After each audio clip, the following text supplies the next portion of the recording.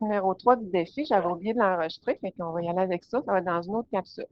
Fait qu'une entraîneuse de saut à l'élastique prépare un groupe de participants à sauter sur un pont dont la hauteur est de 100 mètres au-dessus de la rivière. Elle utilise un élastique d'une longueur, on peut peut-être mettre delta X, delta Y, c'est un peu la même chose, là, de 30 mètres, dont la constante de rappel du ressort, le K, est de 40 newtons par mètre.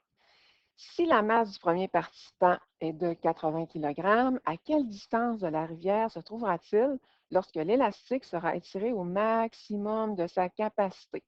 Fait que nous autres, on veut savoir, ben, quelle va être la hauteur. Fait que moi, je commence tout le temps, tout le temps, tout le temps, tout le temps par la fin. Fait que nous autres, on va aller chercher la distance, donc de l'étirement. Fait que, tu sais, on le sait hein, qu'on est à 100 mètres au-dessus de la rivière. On sait que l'élastique a une longueur de 30 mètres. Fait que qu'est-ce qu'il nous reste à aller chercher? Dans le fond, c'est l'étirement. Fait que c'est ça là, qu'on va aller chercher. Donc, notre étirement, notre delta X, donc maximum. Fait que pour aller chercher le delta X, bien, c'est sûr qu'on va aller travailler avec notre formule de l'énergie potentielle élastique. Puis on va vouloir aller chercher ça ici, là, comme ça. Donc, c'est ça qu'il va falloir aller isoler ou aller chercher ou essayer, en tout cas, là, peut-être un problème avec l'algèbre, là, à aller découvrir. Fait que nous, on sait que toute l'énergie mécanique, c'est égal à l'énergie donc totale. Puis ça, c'est égal à la somme de toutes les énergies. C'est égal à ça.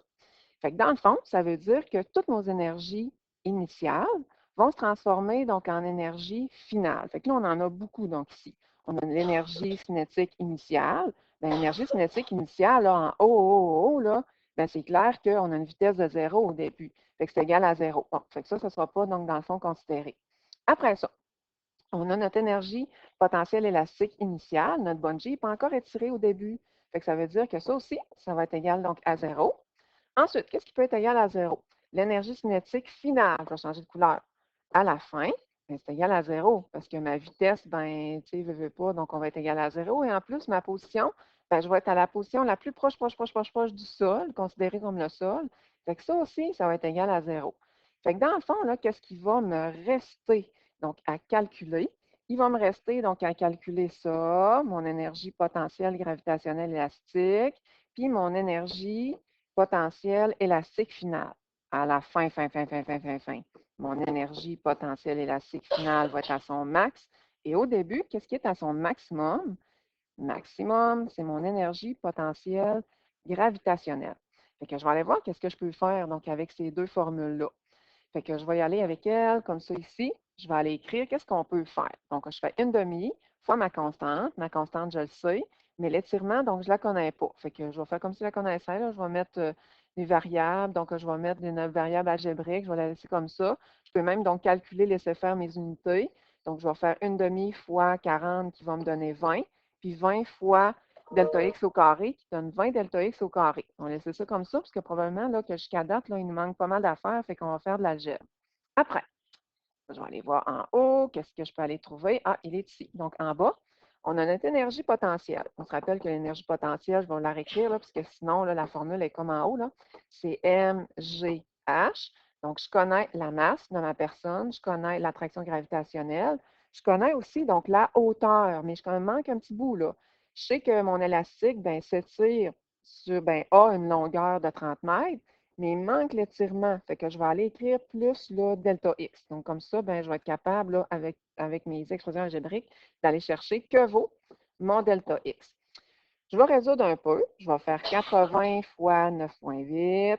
Je vais aller faire donc ma réponse, dans le fond, que je vais aller distribuer dans ma parenthèse. Donc, je vais aller distribuer ma multiplication par 30, ma multiplication par mon delta X qui va me donner ça ici. Je vais prendre mes deux réponses comme ça, puis je vais aller, là, dans le fond, les égaler. Fait que puis je vais aller les écrire à la bonne place, là, dans le fond. Je vais les égaler ici. Ils sont là. Je ne sais pas si vous avez vu, là. Celle-là, là, c'est elle.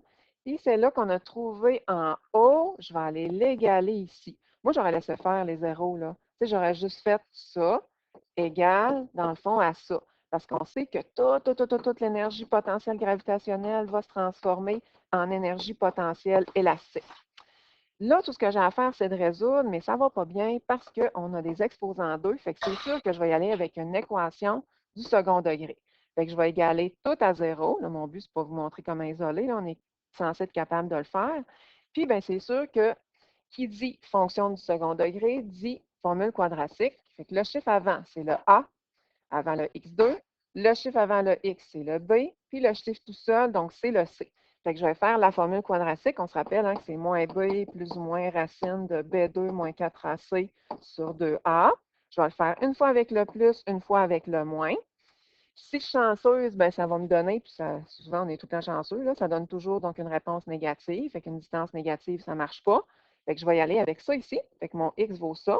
Je vais rentrer ça donc ici. Fait que ça veut dire que j'avais une hauteur, un pont de 100 mètres, l'élastique mesurait donc 30 mètres, mon étirement, donc je vais aller soustraire un autre 59 mètres. Fait que ça arrive à 11 mètres. Fait que là, c'est vraiment un défi, là. Donc, c'est vraiment une grosse résolution de problème. Fait que là, ça finalise nos exercices synthèse. Merci. Merci.